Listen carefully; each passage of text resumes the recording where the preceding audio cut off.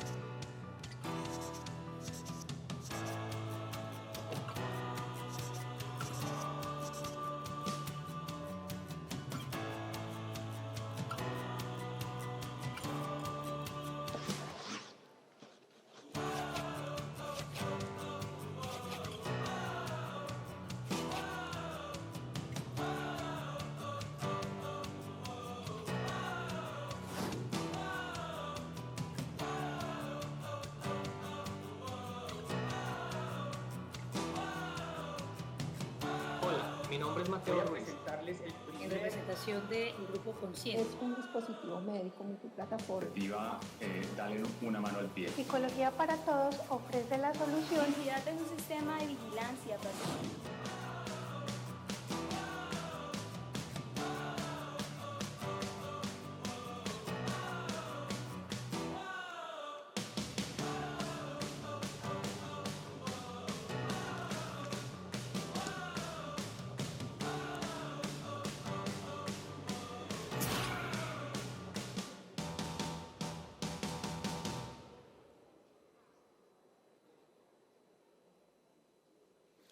Muy bien, vamos a dar paso al primer panel de la jornada titulado Decisiones para un sistema de salud sostenible, en el que participarán María Andrea Godoy, viceministra de Protección Social, a quien invitamos por favor, subamos al escenario, al señor Augusto Acosta, consultor económico y financiero, Mauricio Santamaría, presidente de la ANIF, y como moderador estará a cargo Carlos Daguer, director de la Cámara de Aseguramiento de la ANDI.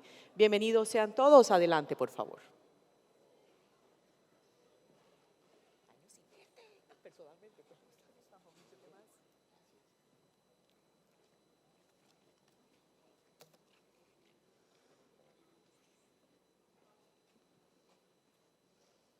Carlos, todo tuyo, este auditorio. Muchas gracias. Yo estoy, esto es con nombre propio, entonces, Mauricio, Carlos Daguer, perfecto. Buenos días a este sector de la salud estoico que a pesar de la fiestota de anoche madrugó hoy, secundo las palabras de Mauricio Reina. Muchas gracias por acompañarnos y bueno, sin duda eso se debe en buena medida a la calidad de este panel que tengo el privilegio de moderar. Vamos a hablar de un tema que, hombre, reiteramos mucho y hablamos mucho de esto, pero si este tema siempre va a estar en nuestra agenda, que es la sostenibilidad financiera del sistema de salud. Y además porque no habrá una fórmula eterna y universal para tener un sistema sostenible. Quiero comenzar con nuestra viceministra, María Andrea Godoy. Doctora Godoy, cada gobierno tiene su receta y su prioridad en la agenda de sostenibilidad del sistema de salud. Los 4 años, desde el penúltimo gobierno, centró esa agenda en el control de precios de medicamentos. Eso significa que su consideración era que las tecnologías eran las que incrementaban los costos del sector salud. Y este gobierno arrancó con una agenda que tenía, entre otros elementos, un acuerdo de punto final para saldar las deudas del pasado, una medida transitoria de presupuestos máximos hacia la cual íbamos a una UPC integral que obligaba a hacer gestión sobre todas las tecnologías. Le quiero, ya cerca del final de su paso por este gobierno, cómo es el balance de esas recetas que usted lideró para la sostenibilidad del sistema de salud. Bueno, gracias Carlos. Un saludo a todas las personas que nos están acompañando, un agradecimiento a la ANDI por este espacio, un saludo a mis compañeros de panel. Sí, realmente, como lo dice Carlos, dentro de las políticas del gobierno para efectos de poder apostarle a la sostenibilidad financiera del sistema, esos dos puntos fueron muy importantes. Lo primero, lo que tiene que ver con el saneamiento de esas deudas o de ese conflicto que existía entre los aseguradores que tenían en sus estados financieros a diciembre de 2017 cerca de 5 billones de pesos que manifestaban el ADRES debía, las cuentas por cobrar con el ADRES, por servicios y tecnologías que no estaban financiados con la UPC. Ese saneamiento de deudas fue una apuesta del señor presidente, el poder irrigar recursos extraordinarios a los que tenía el sistema. Para ese año del 2019, cuando se promueve la ley del plan, ADRES tenía en su presupuesto para atender estas deudas o poder pagar y reconocer esto cerca de 2 billones de pesos. Y a hoy lo que tenemos es que en un ejercicio que se pudo hacer de flexibilización de normas, de mirar que definitivamente se exigieran solamente los requisitos esenciales, de poder revisar nuevamente esas cuentas, tenemos una irrigación al sistema de 6.4 billones de pesos que se han girado adicionales a lo que tenía ADRES en el presupuesto. Hoy en este momento ya se han recibido desde el año 2018 acá, y digo 2018 porque como ustedes recordarán, hubo un momento en ADRES muy difícil donde se siniestró el contrato de auditoría y eso llevó a que tuviéramos una problemática aún más fuerte con esas cuentas. Pero en este momento de lo que son esas cuentas 2019 hacia atrás, se han radicado cerca de 14.3 billones de pesos, ya se cuentan con auditoría de 13.8 billones y de eso se aprobó y giró 9 billones de pesos al sistema. Entonces sí ha sido una irrigación muy importante de recursos, poder detrás de esto sanear, no tenemos giros previos pendientes de legalizar, esto se puede ver reflejado en los estados financieros y lo más importante, las IPS, los prestadores y los proveedores también ya tienen todos esos detalles de esas cuentas que les permite ver cómo llegaron los recursos. Pero esto no podía parar ahí y la otra apuesta de gobierno que se inicia es todo el tema de cambiar ese punto de los recobros, toda esa forma en que se financiaba esto que supuestamente no estaba financiado por UPC, que hemos pasado de que no era POS, que no era PBS, que no es UPC, y cambiarlo bajo una metodología que fue presupuestos máximos, una metodología que siempre el gobierno estableció era de transición, pero que es una metodología que nos enseñó mucho dentro del sistema en temas de sostenibilidad, que hoy también está presente como una fuente de financiación para ciertas tecnologías, pero que nos permitió hacer el paso a una UPC muy integral y un avance muy importante, teniendo en este momento, como ayer lo veían en la presentación de Bruce, el 97% de los procedimientos, cuando inició el gobierno era el 89%, ahora el 97% financiado por UPC, y en medicamentos iniciamos con el 44% y hoy en día es el 96.3% financiados en la UPC.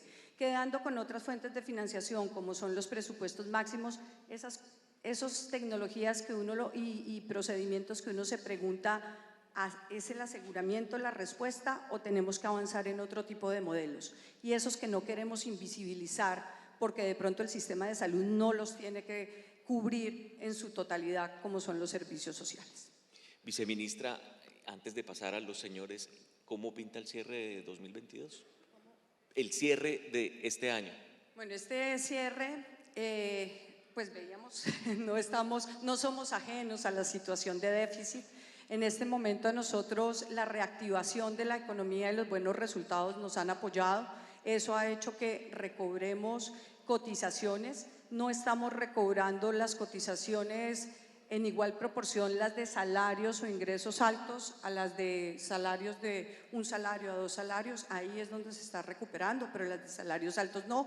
Eso de todas maneras nos deja un déficit. Ustedes saben que tenemos 2 millones de personas que no volvieron a cotizar en el régimen contributivo mientras ha estado vigente la emergencia sanitaria y que el Estado ha financiado el valor de la UPC de ellos, adicional a las personas que están en el régimen subsidiado. Eso ha ejercido una presión importante en el gasto y hoy tenemos cerca de un déficit en el cierre, sin contar con unos ajustes de presupuestos máximos y demás, de cerca de 360.000 millones, que nosotros lo que esperamos, y como en la proyección de cierre, pero que nosotros esperamos que de seguir el ritmo de crecimiento como lo llevamos de la economía, vamos a poder cubrir esta parte y digamos que ahí está el cierre, pero de todas maneras sí tenemos que hacer esfuerzos muy grandes en pro de la sostenibilidad financiera del sistema, porque cada vez estamos viendo que esa parte superavitaria del sistema no se da y obviamente estamos muy a ras y muy fácil de caer en un punto de desequilibrio y de déficit. Doctora Costa, no voy a ser muy explícito con la pregunta, pero le propongo que hablemos de ortografía y sintaxis. Coma, punto y coma, puntos suspensivos, punto aparte, punto final. ¿Cuál es el signo de puntuación que aplicó? Muy bien, Carlos. Muchas gracias. Muy buenos días para todos. En primer lugar, para hablar de punto final, que es de lo que hemos querido hablar siempre, en el manejo de cualquier crisis financiera, hay 3 condiciones que se tienen que dar. La primera es que uno sepa cuál es el tamaño de la crisis financiera. La segunda es que, conocido con objetividad ese tamaño, uno pueda decir, aquí pongo la plata, porque las crisis financieras se manejan con plata, no con regulación creativa, no con contabilidad creativa, con plata. Y segundo, una vez que está puesta la plata, tenemos que asegurar que hacia adelante haya equilibrio. En ese contexto, yo creo que no podríamos hablar de punto final, pero sí creo que podemos hablar de punto seguido y de signos de interrogación, para seguir con la sintaxis. Y en ese contexto, entonces, yo diría que hay 2 grandes ejes. Uno, el que acaba de comentar María Andrea, que son las cuentas macro del sistema de salud, y otro, el comportamiento de los agentes que articulan la distribución de recursos al interior del sistema, que son las EPS. Y en ese contexto, entonces, quiero hacer una referencia casi telegráfica a los 3 pasos que puse para el manejo de una crisis financiera. Lo primero, no hay duda, María Andrea, que se hizo un esfuerzo enorme en lograr cuantificar de una manera más clara cuánto era o cuánto es el valor del faltante que había que poner por años anteriores de recobros no pagados. Primer punto, esfuerzo. Tal vez no completo, tal vez nunca vamos a poder llegar a saber exactamente cuánto es lo que de verdad quedó faltando, pero sí se hizo un esfuerzo muy grande, saber cuánto es el tamaño de la crisis. 2, se han puesto unos recursos, indudablemente se han puesto unos recursos. Y 3, hacia adelante, ¿cómo garantizamos que haya continuidad y que haya equilibrio para que ese esfuerzo no se pierda? Desde ese punto de vista, se han hecho esfuerzos también importantes. Todos sabemos que el desequilibrio fuerte del sistema ha venido históricamente, casi que desde el año 2007, 2008, cuando con Mauricio, en su encarnación de ministro de Salud, en esa época lo veíamos, es el descuadre en recobros. Es histórico, se viene descuadrando siempre. Y allí desde luego había 2 temas. Uno, que la plata alcanzara, y otro, que la plata se entregara. Y en ese sentido, en este segundo aspecto, hay un avance enorme. El haber pasado primero de recobros a presupuesto máximo ya significó una entrega de liquidez a las EPS que comenzó a facilitar y a permitir que hubiera mayor liquidez al interior del sistema. Y dos, el haber hecho las inclusiones que se hicieron en la UPC respecto del 97% de los eventos pues, que estaban antes en el no PBS, también significa un apoyo de liquidez importante. Hasta ahí, punto seguido. Claro, ¿cuál es la interrogación? ¿Alcanza o no alcanza la liquidez que se da? Y ya tenemos claro que en lo que es la parte de presupuestos máximos que se utilizó durante el 2020 y 2021, hay unos faltantes. Algunos de ellos se han venido ajustando, lo que ha considerado el gobierno que se puede hacer jurídicamente, y otros están en discusión. Entonces ahí sí ha habido más liquidez, pero no sabemos con claridad si los excesos que hubo en lo que era el llamado no PBS van o no a poder ser satisfechos. Y segundo, desde luego, está el signo de interrogación que se está estudiando respecto si el valor asignado a la UPC para las inclusiones hechas alcanza o no alcanza. En ese contexto, entonces, por eso digo que es punto seguido y signo de interrogación. Y respecto del eje de las EPS, hay 2 o 3 datos que me parece importante que compartamos y que tengamos claro. Primero, en el universo de las EPS es cierto que se ha venido haciendo un ajuste importante. En el año 2010, para hablar con fechas y con números exactos, teníamos 58 EPS. En marzo de 2022 tenemos 30. Es decir, se han reducido 28 EPS. No son 110, no son 70, son 28. Y esas 28 EPS, en el momento de su liquidación, debían en total, si tomamos simplemente y sumamos cuánto era la cuenta por pagar de cada EPS en el momento en que se decretó su liquidación, eso nos suma 11.2 billones de pesos. Es un hecho. ¿Cuánto de esa plata se ha pagado? No lo sabemos porque no hay seguimiento a cuánto le ha podido pagar cada liquidación a los proveedores. Pero es una plata importante que nos queda ahí. Y allí, pues desde luego, no es un tema ya de política pública, sino es un tema de liquidadores, para saber en definitiva qué tan punto seguido o de pronto es un punto final, pero sabiendo que se tiene que perder una plata importante de la que no se puede pagar. Y por el otro lado, entonces, 30 EPS que nos quedan han tenido una transformación muy importante en los últimos 3 años, entre el 2018 y marzo de 2022. De las 30 EPS, hay 10 que han recibido hasta marzo 14.600.000 afiliados. Las primeras 10 EPS receptoras de afiliados han recibido, repito el número, 14.600.000 afiliados, que han salido desde luego de las EPS que se han venido liquidando. Y entonces tenemos en lo que es la cuenta de qué es lo que tenemos para saber de qué estamos hablando, cuál es, entre comillas, la plata o el esfuerzo de recursos que se necesita. Tenemos 10 EPS que están teniendo que hacer, por un lado, un esfuerzo muy grande desde el punto de vista del proceso logístico de trabajo y de atención de 14.600.000 afiliados más. Eso no es fácil, no es un tema de plata únicamente, es un tema de decir aquí tengo que hacer un esfuerzo de gestión de procesos, de saber cómo logro yo introducir mejor tecnología. En fin, es un tema que es no solamente un faltante de recursos financieros, que puede haber, sino también un esfuerzo importante en la gestión del proceso logístico. Y nos quedan 20 EPS más.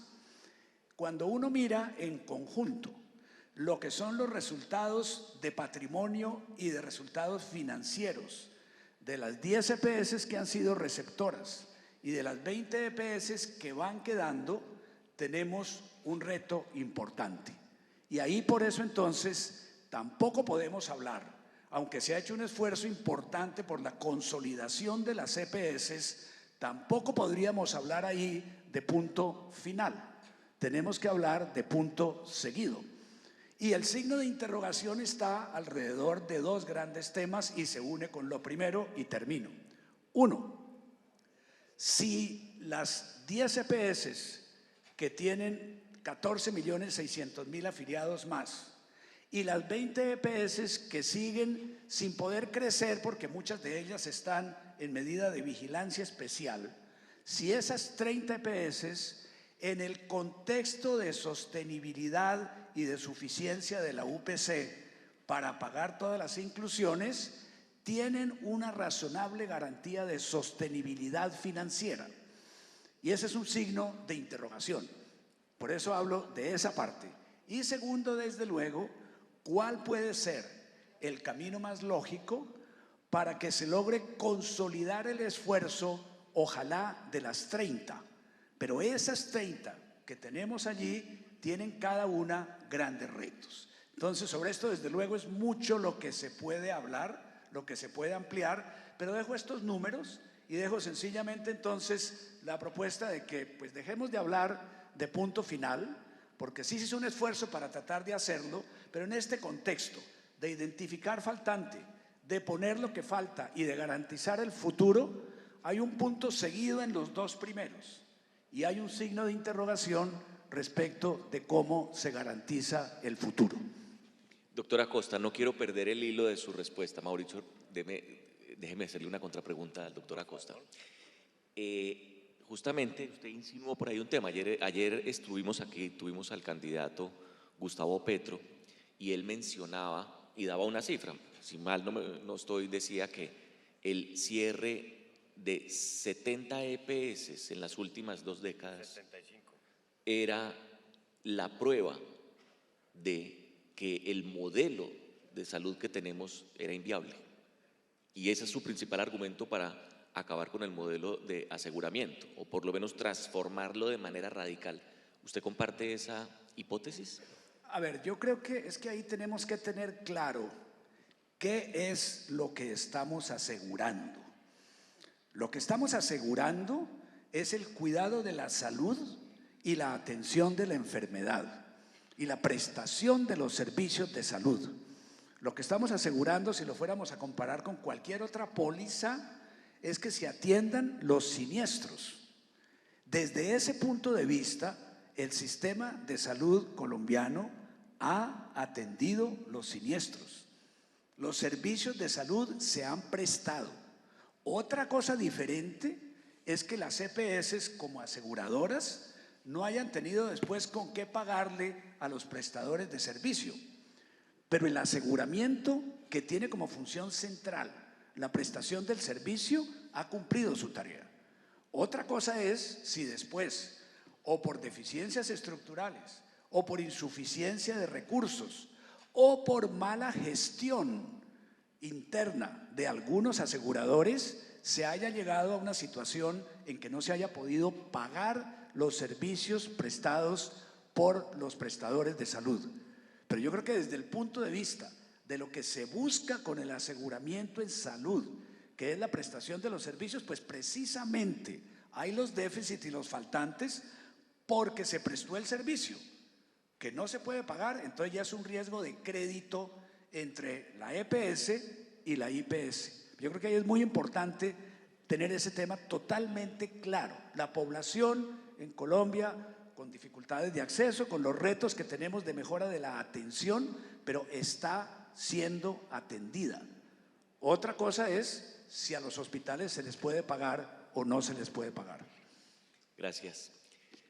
Doctor Santamaría, el año pasado la Cámara Farmacéutica de la ANDI se asoció con ANIF y ANIF produjo un documento muy robusto con unas claves, para mantener la metáfora, unas claves sintácticas y ortográficas sobre la sostenibilidad del sistema.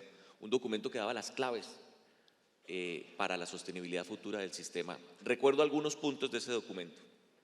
Si quiere, hablemoslo graneadito. Gasto privado, autocuidado, eficiencia en los hospitales. ¿Por qué no les ofrecemos a nuestra audiencia un resumen de esas propuestas del documento de ANIF?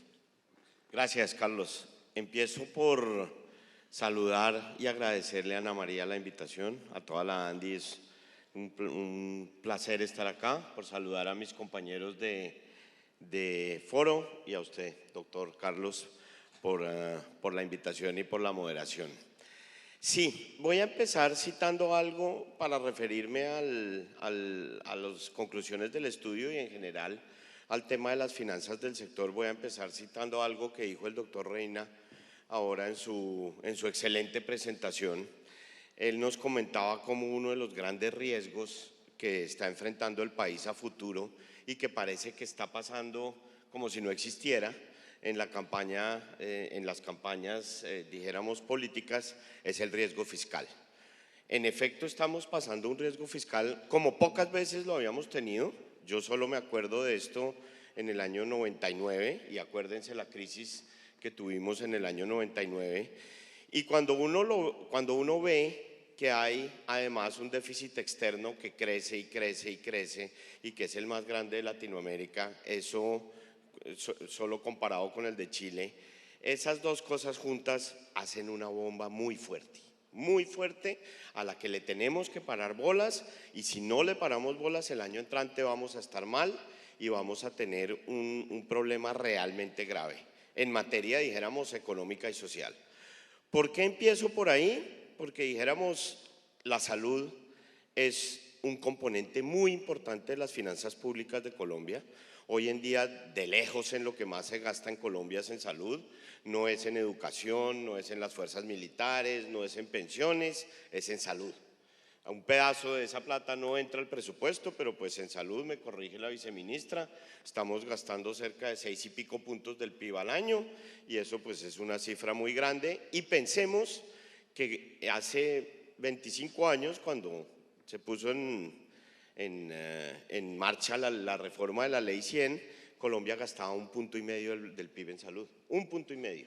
Pues de acuerdo a las cuentas que existen, que no son, dijéramos, muy buenas, y hoy, 25 años después, estamos en más de 6 puntos, y de acuerdo a los cálculos que hicimos en ese modelo, para ese documento, si las cosas siguen como van, pues estaremos en 10 años, es decir, no en 50, no en un siglo, estaremos en 10 años gastando 11 puntos del PIB en salud. Es decir, 5 más de los de hoy, que surgen de diversas fuentes, de las cuales hablaremos más tarde, y eso, dentro de un contexto fiscal como en el que está Colombia, es una situación a la que le tenemos que parar bolas. Esto ya, dijéramos, no da más espera. Y la prueba de eso es que el presupuesto nacional, a partir del 2006 o 2007, como lo mencionaba el doctor Augusto, pues cada vez le pone más plata del presupuesto al ministerio para cubrir, dijéramos, los gastos en salud. Entonces uno tiene que meterse en más temas más allá de lo que siempre se discute, y usted mencionó algunos. El gasto privado. El gasto privado, dijéramos, ya me referiré a eso en otra pregunta, en otro momento del panel, pero empecemos por decir que uno de los grandes objetivos de la Ley 100 era lograr, por ejemplo, que la gente se asegurara privadamente, precisamente para tener mejores resultados en salud, pero también para quitarle un poco de presión a las finanzas públicas del sistema, ¿sí? Eso desafortunadamente no se ha logrado en la medida que todos pensamos en el 93 cuando estábamos trabajando en eso. Hoy hay pocos seguros privados de salud y ese tema es importante. Adicionalmente en eso, pues no hemos sido exitosos en lograr una situación en la que la gente ponga un poco más de su bolsillo en términos, por ejemplo, de pagos o lo que se conoce comúnmente como copagos o cuotas moderadoras, de acuerdo a la capacidad de ingreso de las personas, o por lo menos para que en ciertos servicios, ciertos procedimientos o ciertas tecnologías, la gente, de acuerdo a su capacidad de pago, colaborara un poco con las cuentas del sistema. Eso tiene un efecto doble que es fundamental. Uno es racionalizar la demanda, otro es darle plata al sistema. Hoy, me corrige viceministra, hoy al sistema por esos conceptos le entran cerca de $500 millones de pesos, algo de ese estilo, que es una cifra irrisoria. O sea, deberíamos, cuando estamos hablando de 70 billones de pesos de gasto en salud, que medio billón entre por ahí, pues es muy lejos de lo que pensábamos. Y hay muchas otras maneras que uno puede tener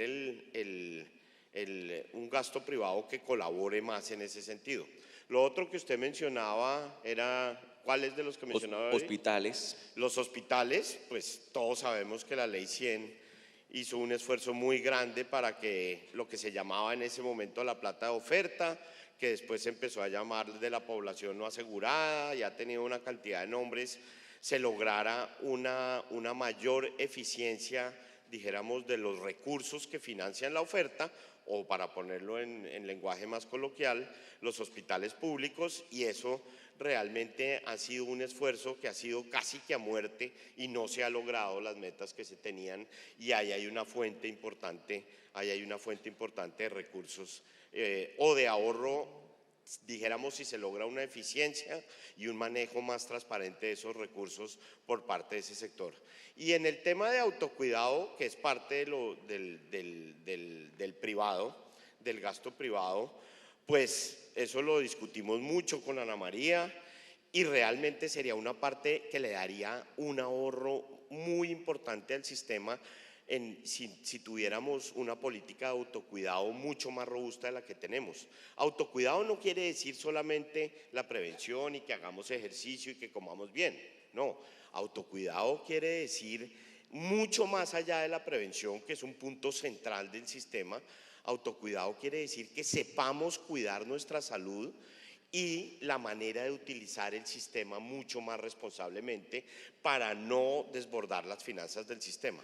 Y termino ya diciendo que todo esto, pues, obviamente será una realidad en la medida que lo podamos ir aplicando de manera seria y concienzuda, pero al final del día, si seguimos con un tema de que los beneficios del sistema son ilimitados y nunca tenemos realmente una capacidad de limitar qué paga el sistema. Ahorita la viceministra mencionaba los servicios sociales, pues no llegaremos a 11 puntos del PIB dentro de 15 años, llegaremos probablemente a 15, a 20.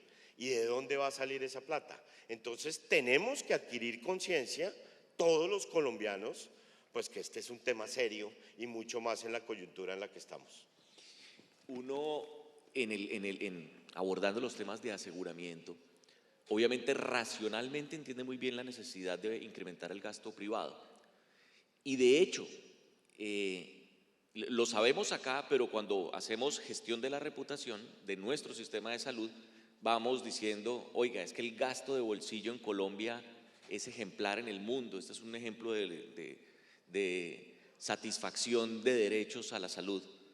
¿Es posible afrontar, doctor Santamaría, empiezo por usted, pero esta pregunta se las quiero hacer a ustedes dos, uno, promover el gasto privado de manera racional, pero ir para afuera? Vivimos diciendo que nuestro sistema tiene un bajísimo gasto de bolsillo y una altísima protección financiera. ¿Usted ve viable aumentar el gasto privado sin que digan que estamos vulnerando la ley estatutaria de salud o que se nos arme una crisis social? Sí, sin duda eso es un dilema importante, Carlos. De hecho, hay muchos logros de este sistema de salud que el país ya ha empezado a reconocer, afortunadamente. Tanto la viceministra como Augusto ahorita mencionaban eso en sus respuestas, y es un sistema que ha demostrado ser muy robusto en prestar el servicio y en dar esa protección financiera. De hecho, cuando uno mira los datos alrededor del mundo, probablemente el menor gasto de bolsillo de los menores del mundo está en Colombia. Y eso, pues si uno mira un sistema de aseguramiento, eso es lo que busca un sistema de aseguramiento, que cuando el siniestro sucede, pues la gente no lo tenga que sacar de su bolsillo la plata para pagar el siniestro. Entonces, en eso ha sido un éxito muy grande el sistema. Ahora, que probablemente se nos fue la mano en ese éxito, yo sí creo. Se nos fue un poco la mano en ese éxito y realmente estamos empezando a sentir el apretón tan grande, no empezando, o sea, llevamos 15 años en que se nos ha ido apretando y apretando la cosa, y que se ha generado problemas de liquidez, problemas de que no se pagan las deudas, de que crecen los recobros, y todo surge, dijéramos, porque no sé cómo llamarlo, ese éxito ha sido demasiado ponderado por el sistema y no hemos logrado que la gente tenga un poco más de conciencia que pues que los recursos no son infinitos, ¿sí? Entonces sí es un problema, dijéramos, grave en el sentido de que cómo vamos a vender eso. Tenemos una ley estatutaria que probablemente por ahí al principio dice lo contrario, pero yo sí creo que en algún momento, que yo creo que ya llegó, la gente se empieza a dar cuenta pues que el sistema empieza a tener problemas de liquidez, empieza a tener problemas de caja, que las deudas no se pagan. Entonces tenemos que ir ajustando ese tipo de cosas, a menos de que estemos dispuestos todos a través de impuestos generales a pagar 5 puntos del PIB más para financiar eso, porque por algún lado los vamos a pagar, o los vamos a pagar a través de mayor gasto privado, que se puede hacer de una manera, llamémosla transparente y elegante, para que la gente entienda lo que se está tratando de hacer, es decir, con gastos graduados por nivel de ingreso de las personas, con copagos bien establecidos, con cuotas moderadoras, con mayor participación de seguros privados. Lo podemos hacer por ahí, o si no lo hacemos por ahí, de todas maneras lo vamos a hacer por impuestos. En algún momento todos vamos a pagar más impuestos para financiar esos mayores pagos. Rápidamente la misma pregunta. ¿Cómo salimos de esa disyuntiva? ¿Más gasto privado o vulneración o el riesgo de que sientan que están vulnerando los derechos de los usuarios? Pues el doctor Santamaría ya creo que lo ha resumido muy bien. Definitivamente sí tenemos que trabajar y hacer apuestas agresivas en el tema de los planes adicionales de salud. Creo que hemos sido muy tímidos en esos temas de regulación. Hay ejemplos en otros países donde se ha establecido de alguna manera casi que obligatorio para ciertos estratos en la sociedad de personas con cierto nivel de ingresos, que se pueda acudir a esto. Nosotros vemos que desde hace mucho tiempo estamos como en un número igual de afiliados a este tipo de planes en medicina prepagada, si no estoy mal. Y discúlpenme si me equivoco, pero no subimos de 1.500.000 más o menos. Estamos creciendo en planes complementarios donde de alguna manera la misma población nos está diciendo: venga, yo sí puedo pagar algo más para poder complementar lo que estoy teniendo. Es difícil porque cuando tenemos un plan tan inclusivo, cuando tenemos un plan de alguna manera ilimitado, ese plan básico, pues obviamente tener esa diferencia y ese complemento cada vez es más difícil y necesita innovación. Y en el tema de copagos y cuotas moderadores también tenemos un pasivo gigantesco. Tenemos tres categorías, esas tres categorías dan unos saltos gigantescos, es decir, hay una inequidad al interior de esos copagos y cuotas moderadoras muy visible. Entonces, frente a la ciudadanía, creo que también tenemos ese pasivo, no solamente porque de pronto no están contribuyendo en la medida de sus ingresos, sino porque además estamos colocando a que proporcionalmente esté contribuyendo más aquel que tiene menos ingresos, con esos rangos de categorías tan grandes y que no están reflejando cuál es la realidad del nivel de ingreso de las personas frente a esos copagos. Y obviamente algo que nunca hemos hecho y que sí tenemos que avanzar en eso, y como lo decía el doctor Santamaría, copagos y cuotas moderadoras con diferenciación por servicios. Eso es muy importante. No podemos seguir cobrando lo mismo para todos los servicios porque son distintas la forma en que lo deberíamos enfocar. ¿Cómo superamos esa disyuntiva? Yo creo que lo central está dicho. Ya sería repetir. Simplemente llamaría la atención a un punto. Yo creo que en esto, si nos vamos a ir desde el punto de vista estrictamente formal, es posible que la Constitución y la ley estatutaria no nos dejen aumentar los copagos o las cuotas moderadoras, o no nos dejen obligar a las personas. Yo creo que el tema, y de hecho pasó, tal vez en el ministerio de Alejandro Gaviria, él quiso aumentar y presentó un proyecto para aumentar las cuotas moderadoras y tuvo que salir el mismo día a decir que mientras él fuera ministro no se volvería a presentar por la protesta que hubo. Eso fue muy fuerte. Yo creo que ahí desde el punto de vista, tal vez tomando lo que fue Alberto Haddad, que hablaba ayer de la diferencia entre manejar y liderar. Yo creo que si se va a hacer, pongámoslo popularmente, a gorrazos, no lo conseguimos. Pero yo sí quiero llamar la atención, que ya lo mencionó María Andrea, a lo que ha sido el éxito que yo creo que es importante de los planes de atención complementaria. Las EPS que han venido trabajando esto, motivando para que la gente ponga mayores recursos a cambio de generarle valor agregado, es algo que se va consiguiendo. Y como esas son pólizas privadas, son pólizas cuyo texto y cuyo precio lo define la EPS, esas pólizas tienen unos niveles de siniestralidad diferentes. Pero ahí nadie protesta, porque la gente recibe una mejor calidad de servicio. Entonces creo que es más eso, inducir ofreciendo generación de valor.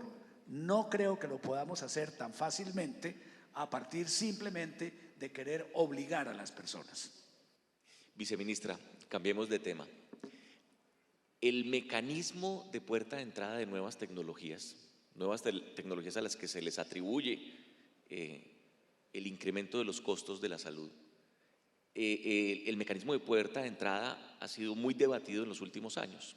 Este gobierno, tengo entendido, quiere dejar una norma sobre la entrada de nuevas tecnologías, el pago por valor terapéutico. ¿En qué va? ¿Cómo va a dejar eso este gobierno?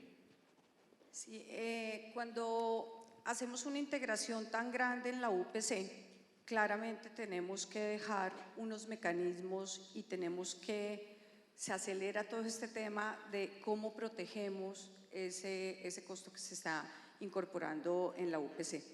En este momento el Ministerio está trabajando, digamos que no es un solo acto administrativo, son varias actuaciones que hay que realizar frente a lo que es puerta de entrada. Primero está expidiendo una norma en la cual se actualiza la política con la cual se fijan los costos por parte de la Comisión Nacional de Precios de Medicamentos. Ese acto ya fue socializado, se recibieron más de 400 observaciones, ya se ha incorporado parte de esas observaciones al texto y está próximo a ser expedido. Lo otro en lo que se está trabajando es a partir del IETS, porque ustedes recuerdan que en esa puerta de entrada hay un papel muy relevante del IETS, para que no solamente haga ese estudio de seguridad y efectividad como tal en la tecnología, sino que esa seguridad y esos estudios y análisis que hacen también se conviertan y tengan un valor para efecto de poder fijar esos costos. En este momento el IETS está adelantando todo lo que son los manuales. Lo que consideramos es que a final del gobierno esos manuales quedan absolutamente ya aprobados, entregados y demás, y viene una última fase que es muy importante, que es integrar eso que va a hacer el IETS con lo que hoy hace el INVIMA y poder tener una coherencia, saber qué es el valor que fija o que establece el INVIMA, cuál es el valor que está dando adicional la parte del análisis del IETS, y con ese conjunto de actuaciones sí poder tener digamos que un marco que pueda regular el tema de puerta de entrada. Pero no solo estamos trabajando en puerta de entrada, ya está también, la próxima semana estamos publicando todo lo que es el marco jurídico de acuerdos de acceso administrado. Ayer estuvieron hablando de ese tema acá en unas charlas, donde definitivamente a lo que estamos avanzando es que con ese tipo de acuerdos pues podamos entrar a revisar esa parte de compra, de exigencia de resultados en salud, de negociaciones centralizadas. Creo que la compra centralizada ha sido uno de los puntos que también se han dejado un poco, no se han potencializado. Tenemos solo una compra centralizada en este momento para hepatitis que nos ha funcionado muy bien, que ha sido de verdad exitoso, pero tenemos que avanzar en ese mecanismo para poder tener diferentes mecanismos que nos permitan asegurar ese ingreso de tecnología.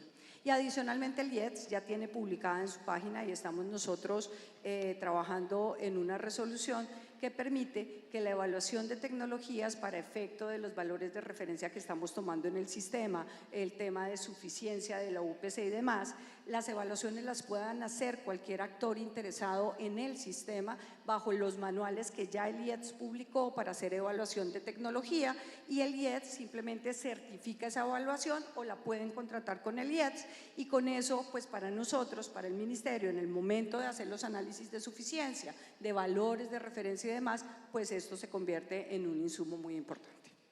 Doctora Costa, este escenario lo conoce usted muy bien. Hace 5 años recuerdo que usted promovía y decía, la calidad es una clave para la sostenibilidad, que puede sonar contraintuitivo. No atiendo, entonces recibo, el sistema es más sostenible, pero no, usted decía, no, atender con calidad, con oportunidad, sí es muy sostenible. Pero le quiero hacer una pregunta. ¿La innovación puede conciliarse igual? ¿La innovación permite un sistema sostenible o cómo hacemos para que la innovación haga viable el sistema de salud? Gracias, Carlos. Yo quisiera responder a esa pregunta tomando la misma palabra innovación, pero con unos lentes de color diferente. En lo que es la parte médica, medicamentos, nuevas tecnologías, no quiero opinar nada en este momento, creo que lo ha dicho la viceministra, pero yo sí creo que en el sistema de salud, para poder tener calidad, para poder tener satisfacción del usuario, para poder reducir costos y ser eficientes y eficaces, tenemos que ponerle una especialísima atención a la innovación en el reto de la logística del sistema de salud. Los procesos, la administración de los procesos dentro del sistema. Miren, este es un sistema que tiene 50 millones de usuarios permanentes y tiene que hacer entrega multiproducto de millones de productos a través de distintos puntos de atención. Tomen ustedes solamente un tema, el reto de administrar logísticamente las rutas integradas de atención para cualquier patología, la que ustedes quieran poner. Si eso no tiene por detrás un modelo logístico, llámenlo ustedes parecido al de Amazon. Amazon es algo que tiene un producto por entregar, unos canales de distribución y unos sujetos que son los destinatarios finales. Es algo parecido, pero yo creo que en el sistema de salud en Colombia y en muchos sistemas no le hemos puesto la suficiente importancia a aquello que puede ser un poquito no médico, no relacionado con lo jurídico, sino que es cómo entrego, cómo administro la logística y cómo gestiono los procesos operativos. Creo que ahí tenemos un reto enorme y una gran oportunidad también. Doctor Santamaría, la innovación también abarca las formas de contratación. El estudio de ANIF tenía ese factor como conclusión. Resúmanos un poco esa estrategia de sostenibilidad. Sí, señor Carlos. Dijéramos, para introducir ese punto, vale la pena mencionar que el aumento del gasto en salud a futuro, y de hecho lo que se ha dado en los últimos años, viene más o menos dado en un 15% por las tecnologías, otro 15% más o menos por el envejecimiento de la población, un poquito más de eso, y el restante 60% viene proveniente de aumento en la frecuencia de uso de servicios, es decir, aumento de la demanda. Eso es lo que está, dijéramos, detrás de un crecimiento tan grande. Dijéramos, eso habla muy bien del sistema, que la gente lo conoce y lo valora y demanda más servicios de él, pero pues por el lado malo, pues es un totazo muy grande para las finanzas del sistema. Entonces, por eso es tan importante primero lo de la racionalización de la demanda que hablábamos anteriormente, y como muy bien lo dice Augusto, pues eso no se puede hacer a las malas, pero pues si no se hace, de todas maneras nos va a pasar a las malas a través de mayores impuestos. Por ahí sí va a venir, dijéramos, la obligación. Pero ya yendo a su pregunta, el punto central también es que hay un componente grande de incremento de los costos y que es una presión grande sobre las finanzas del sistema, que proviene de las maneras de contratación, especialmente entre EPS e IPS. En particular, lo que vimos es que la contratación por evento ha sido, dijéramos, voy a utilizar una palabra fuerte, pero es la verdad, ha sido nefasta. Ha creado unos incrementos grandísimos que nosotros llegamos a estimar en casi 300.000 millones de pesos por punto porcentual del total de contratación que se haga a través de contratación por evento. Por eso, dijéramos, ¿y por qué se ha utilizado tanto? Pues precisamente porque hay problemas de flujo y que hacen que el prestador de servicios, a través de una contratación por evento, trate de compensar a través de un mayor pago el problema de flujo que tiene, ¿sí? Entonces, tenemos que movernos hacia afuera de contratación por evento. Eso es un hecho que es, dijéramos, es evidente. El gobierno sacó ahora un decreto muy importante en ese sentido y eso, como le digo, puede generar un ahorro que llega casi a los 300.000 millones de pesos por punto que logremos rebajar de contratación por evento.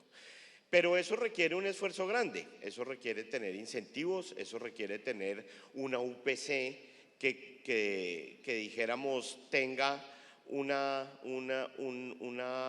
que demuestre el riesgo que está cubriendo ese pago de la UPC de una manera mucho más precisa, porque pues en el sistema se ha ido desactualizando dijéramos cómo la UPC captura el riesgo real que está en el sistema. También el gobierno ha avanzado en eso en los últimos 2 o 3 años, pero si uno quiere realmente salirse de la contratación por evento, necesita hacer un esfuerzo continuado y serio, primero por mejorar el flujo, segundo por hacer más exacta la UPC y tercero por dar incentivos a que haya otro tipo de contratación. Y eso va a tener un impacto grande sobre las finanzas del sistema. En total, si eso sale bien, podemos estar hablando de 2 puntos del PIB, que no es, dijéramos, palabras menores. Viceministra, una de las particularidades de la sostenibilidad de nuestro sistema es que tenemos una población migrante con la que tenemos una especie de redención histórica o de reciprocidad histórica, mejor, que es la población venezolana. Pero no podemos desconocer que esto ha generado una carga grave en el sistema de salud. ¿Cómo vamos o cómo estamos solucionando esa crisis que genera la población migrante, la atención en salud de la población migrante? Sí, Carlos, este es un punto y creo que es uno de los retos que el sistema tiene en este momento y que cada vez va cobrando mayor importancia. Porque de acuerdo con los datos de Migración Colombia, tenemos más o menos 2.300.000 personas con ánimo de residencia de migrantes aquí en Colombia, que pueden ser susceptibles de ser regularizados. Este gobierno está haciendo un esfuerzo para que al finalizar el gobierno 1.800.000 migrantes queden regularizados bajo el Estatuto Temporal de Protección del migrante. Y tenemos un reto gigantesco y es que tenemos casi 4 millones, esto es una cifra aproximada porque es muy difícil de tenerla, de personas que están en tránsito o son pendulares o son irregulares, que están en el país, que muchas veces esa condición de pendular se lo está dando los servicios de salud. Vienen a Colombia solo para poder tener ese acceso a los servicios de salud y eso está ejerciendo una presión muy grande. Dentro de los regulares, la política es que esa regularización les permita acceder al derecho fundamental a la salud que tienen todos los residentes en Colombia. En este momento tenemos 738.000 migrantes afiliados al sistema, de los cuales el 33% están en el régimen contributivo y el resto están en el régimen subsidiado. Pero es un reto muy importante avanzar también en otros temas como la incorporación de estas personas al mercado laboral, porque si no la presión en el régimen subsidiado va a ser muy alta. Tenemos financiadas las UPC de esos migrantes, pero obviamente eso es decir que tenemos un sistema de salud, en este momento 51 millones de colombianos, más 2 millones más de migrantes que tendríamos que estar incorporando. Esto, que estén afiliados al sistema, ayuda a los entes territoriales, baja la presión de población no afiliada y por lo tanto de gasto a través de los recursos que tienen los entes territoriales, pero es un esfuerzo muy grande que se está realizando. Y por otro lado, el tema de los irregulares, ese es un reto gigantesco. Este sistema del año 2017 al año 2019 se había reconocido por parte del gobierno central, ayudando a los entes territoriales, 130.000 millones. El año pasado reconocimos 500, entre el año pasado y lo que estamos girando en estos días, estamos reconociendo 580.000 millones adicionales para ayudar a los entes territoriales en una deuda que ya puede estar más o menos en 1 billón, para ayudar a los entes territoriales a cubrir sin que esto tenga una fuente fija, que esto tocó ir al Congreso, por ley de inversión social tener estos recursos, pero eso no tiene una fuente fija de financiación. No hay posibilidad de hacerle a esta población una gestión de riesgo en salud. Nos encontramos ya con los eventos que tenemos que atender. Se dice que es solamente urgencias, pero pues ningún hospital, y ustedes lo saben, si está la persona, supera la urgencia y sigue el tratamiento, pues no los podemos decir ya, hasta aquí les prestamos el servicio. Tenemos también un tema de tutelas importante. Entonces, ese sí que es un reto muy importante. ¿Cómo vamos a asumir esa atención? ¿Hasta dónde vamos a asumir esa atención a los migrantes? Y pues resaltar el esfuerzo que se ha hecho para poder incorporar al sistema a buena parte de los regulares. Doctora Acosta, en 30 segundos, por favor. Estamos, supongamos, es el 8 de agosto de este año. El presidente acaba de nombrar, digamos, una ministra, y esa ministra resulta que lo conoce usted y lo llama y le dice: oye, Augusto, dame una clave para la sostenibilidad. Una. ¿Usted cuál le diría? Yo le daría una enorme importancia a la construcción del modelo logístico. A mí me parece que tenemos dolores en muchas partes, pero que la entrega de los servicios, la cobertura de los servicios sea algo que nosotros podamos manejar logísticamente. Es que, perdón, me extiendo un poquitico, 50 millones de afiliados, 1.108 municipios que creo que tenemos en Colombia. Súmenle las veredas cerca de lo que es la parte de poblaciones grandes, y sumémosle además todo lo que son las regiones apartadas.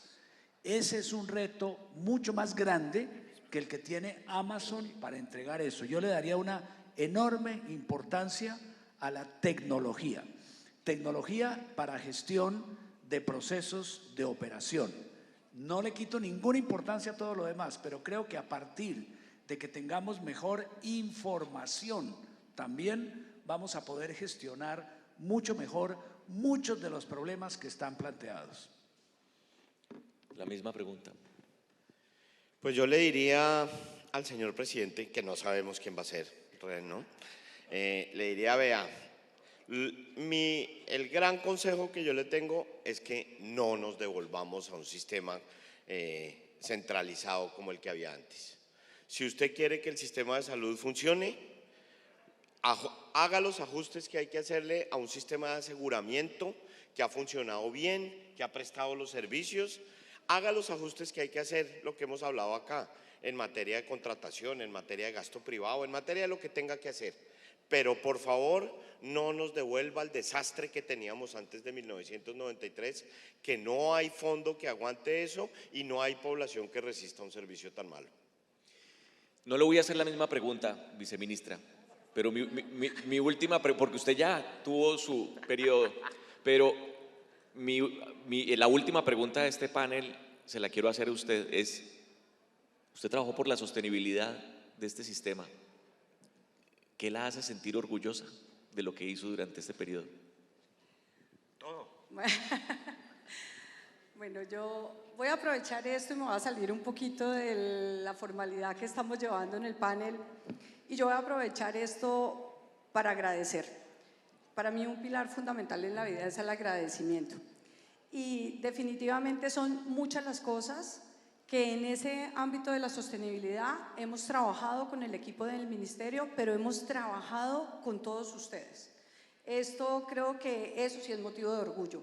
Este ministerio abrió la puerta, trabajó un espacio de concertación muy importante con todos los actores Yo de verdad les estoy infinitamente agradecidos a todos, a las IPS, a las EPS, a los gremios, a la industria farmacéutica. No tuve mucho contacto, pero en los momentos en que los tuve también estuvo ahí, por las retroalimentaciones, por el apoyo, por toda la colaboración, por todo el conocimiento que me dieron a mí, a mis equipos. Creo que fueron retos importantes que pudimos asumir. Primero, el poder manejar, por lo menos si lo digo desde la parte del viceministerio, fueron 8.4 billones de pesos adicionales que se manejaron en pandemia. El ministerio en total tuvo 15 billones de manejo en pandemia. Ustedes saben que cuando uno está en el sector público, difícil conseguir los recursos, pero más difícil ejecutar los recursos. O sea, eso es una dificultad gigantesca y definitivamente creo que hicimos una ejecución en tiempo récord, una ejecución segura que hoy nos permite tener un dictamen positivo de la Contraloría en muchos temas, donde definitivamente se manejaron estos recursos adecuadamente y nos tocó muy rápido implementarlo. Un segundo punto que tiene que ver con todo lo que fue, y aquí agradezco inmensamente a Gestar Salud, a las EPS del régimen subsidiado. Primera vez en la historia del sistema que se puede establecer la UPC del régimen subsidiado con la información del régimen subsidiado. Más del 80% de la población del régimen subsidiado. Elisa, mil gracias. Todas las EPS del régimen subsidiado rompimos un paradigma. Sí es posible que tengan información con calidad, más del 90% de calidad, y sí es posible determinar qué sucede con la población del régimen subsidiado. La integración al régimen contributivo, gracias Marcela Brun, todo el equipo de la Dirección de Beneficios, integrar eso fue un esfuerzo gigantesco, estudios, actualizaciones, el IES nos ayudó, de verdad que mil y mil gracias. Todo lo que les conté de acuerdo de punto final, el equipo de ADRES, su director Jorge, no hubiera sido posible si no hubieran de verdad trabajado intensamente en la claridad de las cifras. Yo solo les dejo eso de ejemplo. Si el Estado si pudo entregarle a 1.578 IPS y proveedores uno a uno las facturas que se les pagó, los estados de auditoría y demás, ustedes pueden entre EPS e IPS hacerlo. Esa claridad y esa transparencia es la que necesitamos. Eso nos ayuda al flujo y nos ayuda a la sostenibilidad, pues porque en últimas en el servicio se está pagando esa mora, esa financiación extra que hay que hacer de los servicios. Todo lo de la actualización de 441, los equipos del Ministerio de Aseguramiento y demás, creo que ha sido la norma más socializada. 2.500 personas participaron en la socialización y hoy tenemos 15.000 personas capacitadas en nota técnica y en contratación, que creo que eso ha sido todo un éxito. De verdad que muchísimas gracias y espero que en la vida podamos continuar y encontrarnos nuevamente trabajando por la salud de los colombianos. Muchas gracias, viceministra.